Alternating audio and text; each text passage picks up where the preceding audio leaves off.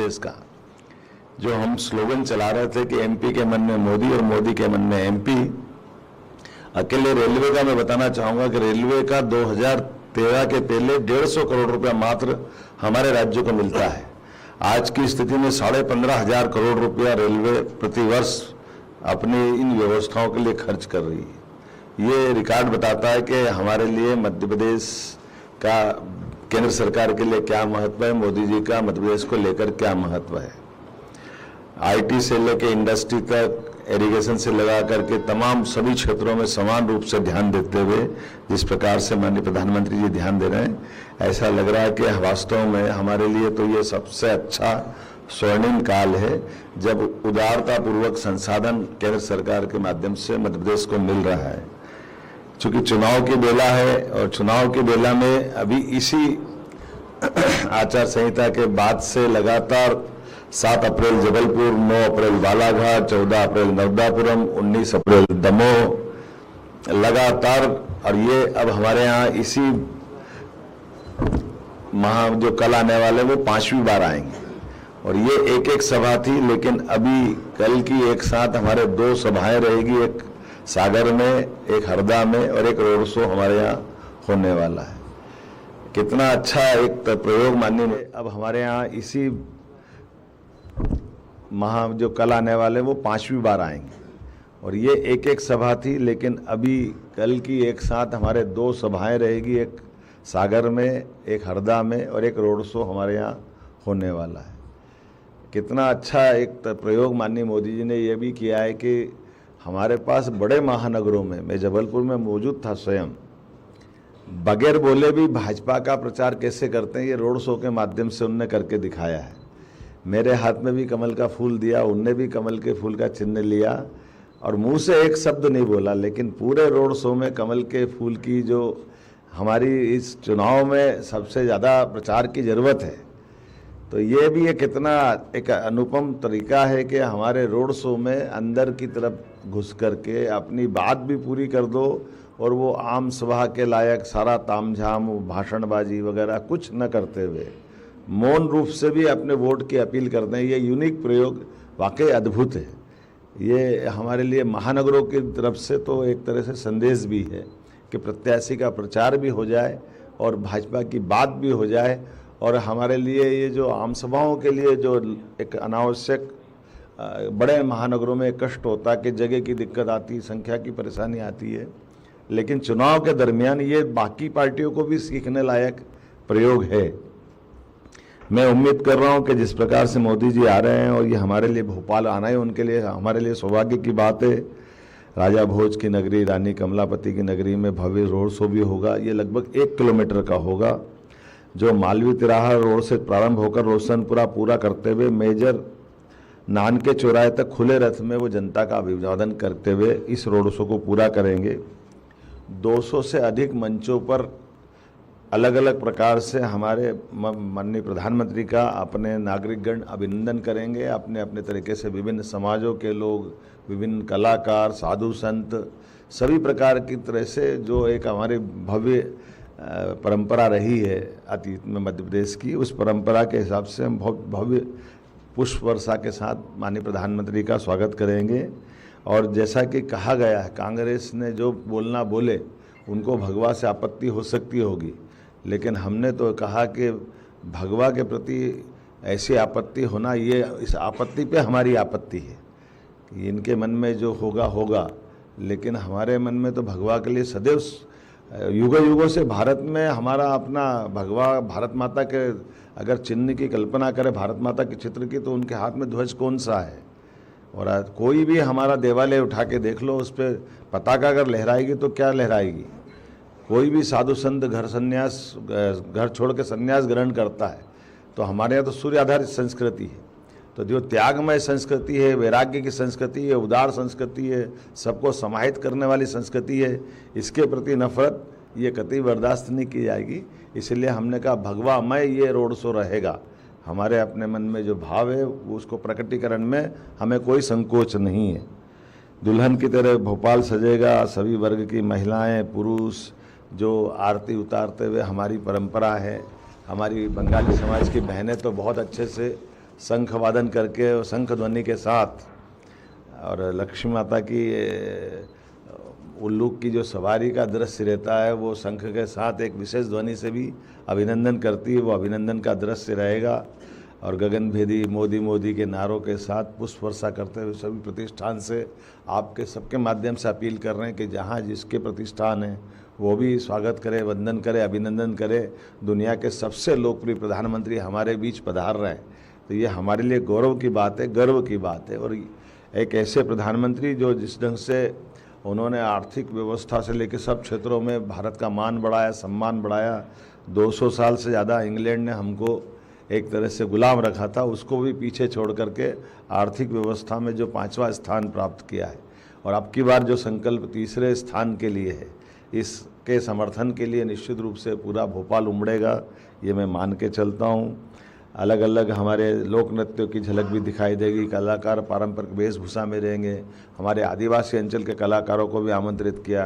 ढोल, नगाड़े, band, laser beam, अन्य वाद्य यंत्रों के साथ वो पूरा गुंजायमान होने वाला दृश्य अतीत के काल के प्रवाह में हमको ऐसा लगेगा कि जो महाकवि कालिदास ने कल्पना की थी कि ऐसा लगता है कि ये स्वर्गलोक उतर आया है। हम कामना कर रहे हैं कि वो दृश्य इसी प्रकार से दिखाई देगा जिसमें हम डूब करके एहसास करेंगे कि इंद्र की इंद्रासन वाली सभा भी कम पड़े, हमारी सभा का ये जो दृश्य दिखे वो अपने आप में हमको गौरवान्वित करता दिखाई दे।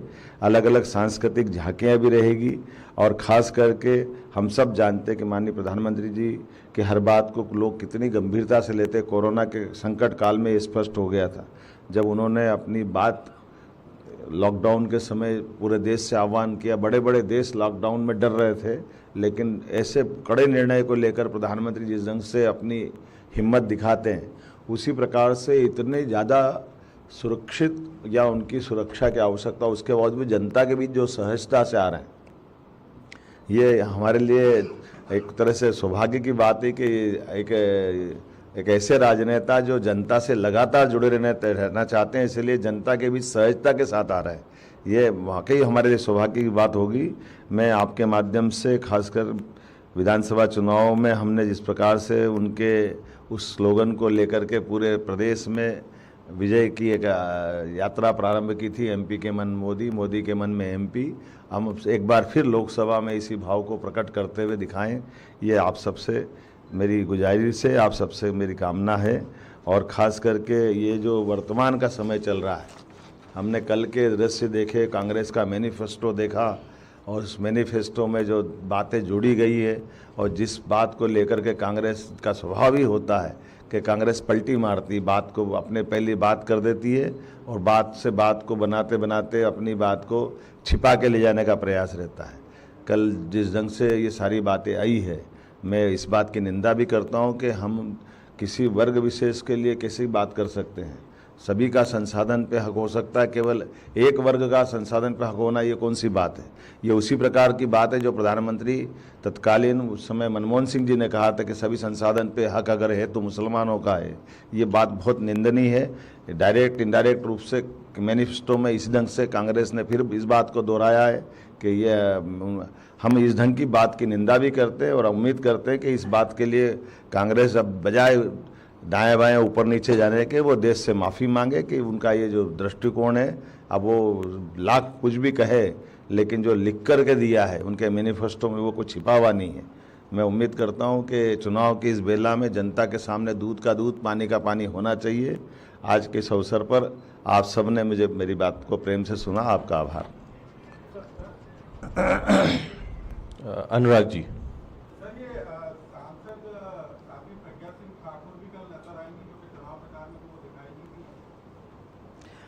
आएगी, बिल्कुल आएगी। शेफाली जी। मेरा सवाल ये था कि भोपाल 1984 के बाद से बीजेपी का गढ़ है, क्या यहाँ जरूरत थी प्रधानमंत्री जी के रोड शो की? मैंने आपको कितनी अच्छी बात कही। प्रधानमंत्री की जरूरत चुनाव में अगर हम विनम्रता से नहीं आएंगे तो कहेंगे अहंकारी है। चुनाव लड़ रहे हैं अगर हम तो जनता के बीच वोट की अपील करने नहीं आएंगे तो क्या माना जाएगा? आप बताइए कि तो गुलाम हो गए, देंगे अपने आप वोट, ये अच्छी बात रही है। उनने विनम्रता से आकर के जनता के बीच ये जो आभार भी मानेंगे, हमको पिछली विधानसभा जिताई, लगातार सरकार में तीसरी बार जनादेश ले रहे हैं, तो हमको जनता के बीच तो आना ही पड़ेगा, हर बार आना चाहिए, आना भी पड़ेगा। अब इसका उल्टे कांग्रेस के लोगों से कहो कि आप इतने दिन से हार रहे हो फिर भी नहीं आ रहे हो, ये आपको शर्म आना चाहिए। वो कोई आने को तैयार नहीं, ना वो यहाँ आने को तैयार, ना राम मंदिर के दर्शन करने को तैयार है, कोई नहीं जाने को तैयार अयोध्या में। वोट तो मांगेंगे कि राम आपके नहीं हमारे भी है, तो आओ ना भैया अयोध्या में, क्यों दर्शन करने नहीं जा रहे हो? अतुल जी। सर, पहले चरण का मतदान हो चुका है, पूरी ताकत के साथ आप लोग चुनावी मैदान में उतरे, लेकिन अगर वोट परसेंट देखें तो पिछले चुनाव की अपेक्षा कम हुआ है, और जब भी वोट परसेंट कम होता है तो हिस्ट्री एक महीने कांग्रेस को फायदा होता है, और ज्यादा होता है तो कांग्रेस बीजेपी को फायदा होता है। ये जो कम हुआ है इसके पीछे क्या वजह क्या है? देखो, मैं दो तरह से इसकी बात का जवाब देना चाहूँगा। एक तो वर्तमान के समय में बजाय कोई और बात देखे, प्रशासनिक दृष्टि से जो मेरी बात ध्यान में लाई गई है कि ये हमारे लग्न सरे का समय था, शादी ब्याह बहुत ज़्यादा थी, और पिछली बार चुनाव उस सेक्टर में मई में हुए थे, अभी अप्रैल में हो गए, तो फसल कटाई का समय भी यही है, तो लोग अपने अपने फसल कटाई में भी लगे हैं, लग्न सरे में शादी ब्याह में भी लगे हैं, अलग अलग प्रकार की कई क्षेत्रों में मान के कार्यक्रम चल रहे हैं जो वर्षा काल के पहले पहले हो जाते हैं। तो वही कई कारण है जिसके कारण से इस पे ध्यान गया, लेकिन उसके उल्टे कांग्रेस बीजेपी की अगर बात करोगे तो रिकॉर्ड बता रहा है कि चुराट में हमारी विधानसभा नहीं है, लेकिन सीधी जैसे सबसे ज़्यादा वोटिंग होने वाली लोकसभा की बात करेंगे तो एवरेज हमारी बाकी विधानसभा में 8, 10, 12% वोट कम गिरा है, लेकिन अकेले सीधी में 20%, चुरट में 20% ज़्यादा कम गिरा है। तो कांग्रेस को फायदा है कि नुकसान है, कांग्रेस डिसाइड करे। रुपेश जी। हाँ बोलिए। कांग्रेस के प्रदेश अध्यक्ष जीतू पटवारी का कहना है कि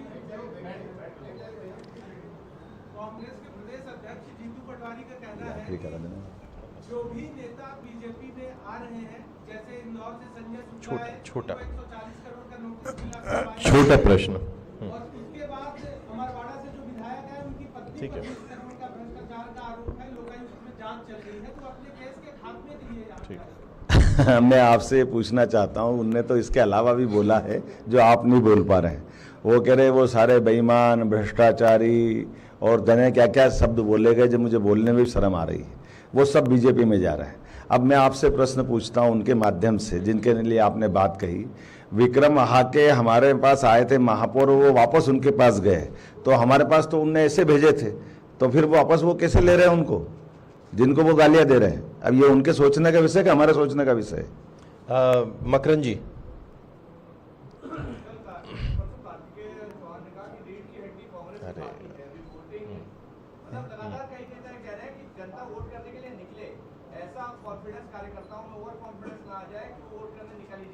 नहीं, ये हमने आह्वान अपनी पार्टी के मतदाताओं के लिए जो पन्ना प्रमुख से लेकर पूरे संगठन के लिए किया है, हम कोशिश भी कर रहे हैं और चुनाव आयोग से भी कह रहे हैं कि वो भी जो पीने के पानी की व्यवस्था, छाया की व्यवस्था, और अगर दूरस्थ में तो कुछ वाहन साधन लगाए, जो कर सकते हैं वो करे। चुनाव आयोग का भी दायित्व है कि वो अधिकतम मतदान कराए, सरकार की जवाबदारी चुनाव आयोग के माध्यम से है ना, तो जो जो हो सकता है वो सब करे।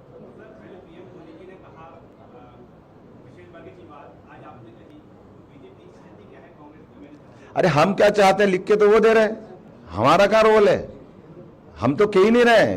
मनमोहन सिंह जी ने नहीं बोला क्या? ये तो बोले वो और गाली हमको पड़े, हम क्या करें? अनुराग जी एक मिनट। हरिओम जी एक मिनट। अभी हरिओम जी, इसके बाद अनुराग जी पहले बैठिए, जिसका नाम लिया उसी का। देखिए, हमारे लिए तो सभी वर्ग बराबर है, हमारे लिए चारों वर्ग बराबर है। उन चारों वर्गों में हम समान रूप से काम कर रहे हैं, उसके अंदर की श्रेणियों में हमारे पास कोई श्रेणी नहीं है। सर, आप विकास की बात कर रहे हैं, छोटा केंद्र में आपकी सरकार है, मध्य प्रदेश में आपकी सरकार है, केंद्र सरकार ने भी माना है कि हाथ नीचे करके ही बोल सकते।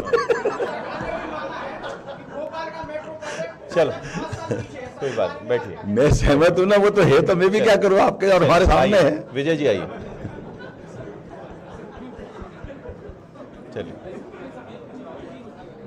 चलिए जल्दी प्रश्न। साहब ये पूछ रहा हूँ कि मध्य प्रदेश के मुख्यमंत्री पूरे देश में ऐसा कोई चीफ मिनिस्टर नहीं है जो भगवत गीता को सार्वजनिक रूप से रोड सभाओं में लेकर के माथे पर रख करके चले। ऐसा पहली बार मध्य प्रदेश में नहीं, हिंदुस्तान के जनता ने देखा। तो आपको डर नहीं लगता ऐसा करते? किस बात का डर? अरे ये तो अफसोस की बात है कि 5000 साल पुराना ऐसा पवित्र ग्रंथ जो ऐसे आमने सामने के लाखों सेनाओं के बीच हमारे लिए कुछ मध्य प्रदेश का ऐसा विद्यार्थी जिसने अपने विद्या काल में 14 विद्या, 64 कला, 18 पुराण, 4 वेद की शिक्षा ग्रहण करी, और शिक्षा ऐसे कठिन समय में मुंह से ऐसी निकले कि सबका सार आ जाए। गीता में क्या है? गीता में कर्म का सिद्धांत है। 18 अध्याय में पूरे जीवन का निचोड़ है। जो जन्मा है उसको मरना है। कौन ऐसा है जो जन्म हुआ और जो मरेगा नहीं? तो जन्म और मृत्यु के बीच में हमारे कर्म की जो प्राथमिकता के आधार पर गीता के जैसे पवित्र ग्रंथ को अगर सबके बीच में हम नहीं रखेंगे तो कौन रखेगा? रखना ही चाहिए। आप